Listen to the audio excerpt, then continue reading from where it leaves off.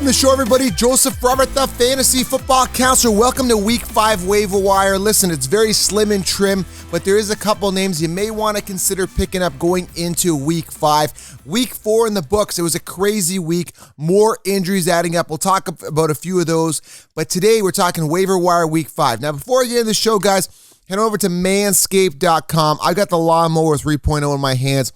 Amazing product. Now listen, you can shave your gentle areas here and not get cut.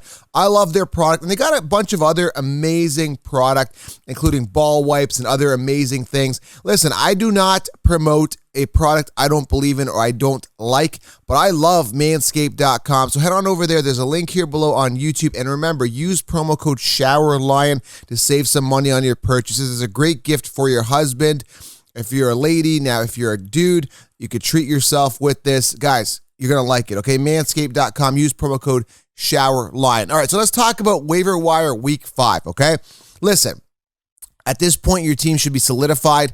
There may be some players you may want to get. Now, if you're an Eckler owner or Nick Chubb, listen carefully. You may want to get somebody to cover you because these guys are going to be out for a long time. Now, Austin Eckler, it's an extreme hamstring injury.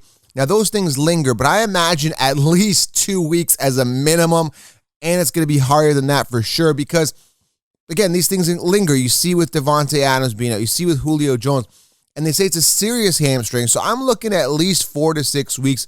That's my best guess. Again, that could vary. And also with Nick Chubb, I mean, he's out, so you got to look at guys that are going to cover. Now, if you have Kareem Hunt, possibly going to cover. It's an MCL strain, I think, for Nick Chubb. So that's going to probably be a while. I'm assuming, I don't know exactly how long, but I'm assuming 6 to 8 weeks is kind of my guess here. So you got to cover yourself. Now, I told you stay away from Nick Chubb, but not stay away from Nick Chubb because he's going to get hurt. But stay away from Nick Chubb because Kareem Hunt's going to be there. It turned out staying away from Nick Chubb and Eckler actually worked out. Now, it's weird and it's kind of funny, but not funny they got hurt, but it's funny that I actually posted this. I did a post, I think it was like July or August. I reposted it on my Insta. Make sure you follow my Instagram, Fantasy Football Counselor. It's super entertaining over there. And I posted this video, 2 players I wouldn't draft in round 1 and 2. And they were going in round 1 and 2 in that order, Nick Chubb and Eckler. And I was doing this like laughing soundtrack, like to those picks. And it turns out those guys got hurt in the same week, which was really creepy, ironic. I'm not a psychic at all, guys, but it is weird. So you basically got to cover mainly for those 2 guys if you own them. And again, so let's go over this at each position. Who do you get? So quarterback here, I'm seeing there really isn't anybody at quarterback. Justin Herbert, he finished 9th, right? So maybe consider Justin Herbert if you need a quarterback. Finished 9th amongst quarterbacks with 23 points. He threw for 290 yards, okay? 3 touchdowns and an interception. So Herbert's like the only guy I would probably consider at quarterback if you really need one. Other than that, you should be solidified at quarterback. Knock on wood. For the most part, quarterbacks are healthy unless you're like a Drew Lock or Jimmy Garoppolo owner. But if you get 16 rounds, you've got some solid quarterbacks. Looking at running back. So again, we talked about Nick Chubb and Eckler. I mean, Justin Jackson could be a consideration. He is available in a lot of leagues if you do need him. But again, I'm a Joshua Kelly owner, so I'm not really concerned there. I think Kelly should take the reins. Now, the problem with Kelly is that he's fumbling. He fumbled last game. Could that be an issue? Could that be a turnoff to the coaches? Could Jackson be more of a factor? I don't think so. They need Kelly. Kelly needs to hang on to the ball. He is the best running back on that team if he clears his fumbling issues, okay? And obviously, Kareem Hunt, not really a waiver wire pickup because he's probably owned in your league. Fire him up. Now, this is the interesting thing with that situation.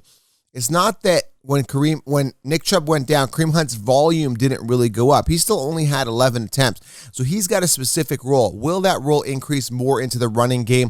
That's going to be something to watch. It's very possible, but I still love Kareem Hunt.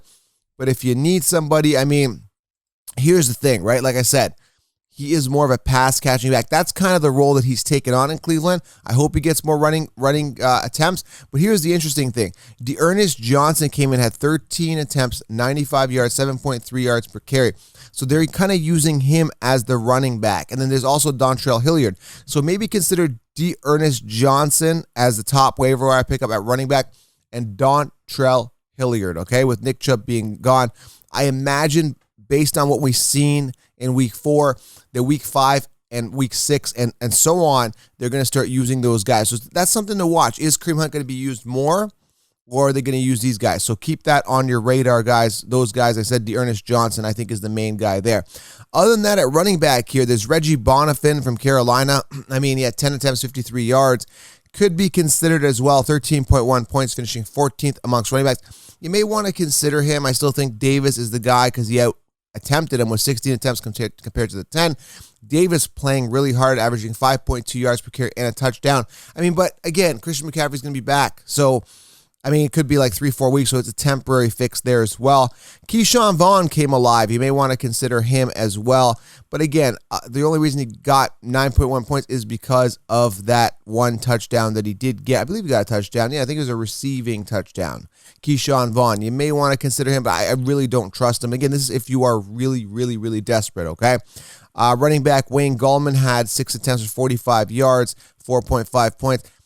Travis Homer, 6.8 points. So there is a couple names, but again, you're basically splitting hairs here. It's nothing to get excited about at the running back position. Again, at week 5, you should be solidified with the waiver wire, okay? If Jerick McKinnon is available in your league, maybe consider grabbing him as well. Moving on to the wide receiver position, which has been very, very volatile. Some people have good games and bad games, and it's very volatile, but again, a lot of the wide receivers that, expect to have a good week had good weeks. Amari Cooper, Odell Beckham, kind of a shock, had the game of his life. Mike Evans, but for waiver wire week 5, Tim Patrick's a consideration. He had 17.3 points, finishing 8th amongst wide receivers. You might want to consider him. 7 targets, 6 receptions. That's interesting to see, and a touchdown.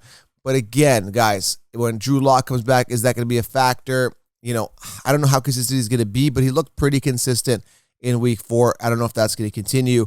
Scotty Miller, if he's available in your leagues, he seems to be getting a lot of volume, 7 targets. But then again, Chris Godwin was out, so that's why he's a little inflated. But, with Brady, it's boom or bust kind of games for these guys, so he could continue to get fed. Travis Fulgham, hopefully I'm pronouncing this right here, but Travis Fulgham from the Philadelphia Eagles, they're still looking for their wide receiver, but this guy was getting targeted quite a bit in week 4. You may want to consider him. Well, not really a lot, but he had 3 targets, 2 receptions, but he did have that touchdown. Is that going to continue? Probably not, okay?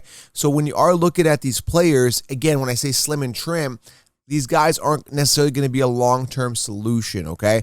Obviously, Justin Jefferson, hopefully you have him. I told you to draft him. He's been doing really well. If he's available in your league, you got to grab him. So, again, you have to address your needs, and you got to see who played really well and who's consistent with the targets and who's available in your league, because every league is different, okay? That's why I kind of hate doing waiver wire, because every league is different. So you got to try to grab the best available player that will remain consistent, okay? Moving on to tight end, obviously Robert Tonyan, phenomenal game, 27 points. Now that's standard, guys. I've been going over standard points. I should have been filtering it by PPR. But Robert Tonyan here had 33.8 points. Phenomenal game. If he's available, grab him. Dalton Schultz, we've talked about him before, from Dallas, coming back alive. And, Jason Witten had a good game, 9.8 points. You may want to consider him. Ian Thomas came alive, I think, with a touchdown, 8.5 points.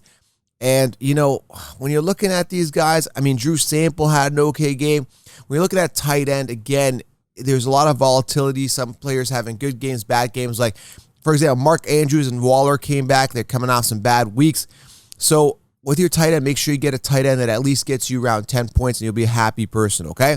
So, that's it, guys. Let's have a quick pep talk before I go. Listen, whatever your record is, whether you're at 4-0, 0-4, 1-3, 3-1, whatever it is, you need to win week 4. That's the bottom line. So at this point in the game, you're seeing consistency with players who's performing. Make sure you start those guys, okay? I made a mistake again in one of my leagues. I started Matt Ryan over Aaron Rodgers. Why did I do that? Because they've been kind of going like this. So Matt Ryan had a bad week last week. I thought he'd bounce back. Didn't bounce back, right? Aaron Rodgers is a hot guy. Play your hot guys, right? And another reason why I didn't start Aaron Rodgers this week was because, and it was a mistake, man. It was a mistake. I started Matt Ryan over him is because he didn't have Adams. He didn't have Lazard. And I figured that a desperate Falcons team would do well. So in one league, I lost my week in one league when I sat. Matt Ryan got 12.4 points, unacceptable, when I could have got Aaron Rodgers' 29 points. So it's my mistake. So learn from my mistakes, guys. Start the right people. But again, what could I have done there? I had my reasoning on why I was supposed to start Matt Ryan over Rodgers. And again, you have your reasoning, but do your best to make the right decision. Ride the hot hand if they're hot, but make sure that's the right hot hand. Don't draft ABC, Mr. ABC from this team who had one big game, right? Look out for those 1 week wonders when you are looking at the waiver wire, okay? That's a very important strategy. Stay sharp on the wire, and again, get the best available players, all right? So week 5 is upon us. Make sure you guys do subscribe. And again, join us in the chats. I do Flick Chat, so there's a link here below for Flick Chat, Fantasy Chat Live on there, or go to my Instagram in my story mode. I always advertise for Flick Chat because that's a place you could chat with me for free. It's amazing. And again, head on over to manscaped.com. Use promo code ShowerLine. Get yourself one of these amazing trimmers. Listen, guys, week 5 is upon us. That is your week 5 waiver wire. I wish everybody good luck. Thank you for being here. Smash thumbs up. It helps the channel. And I'm out.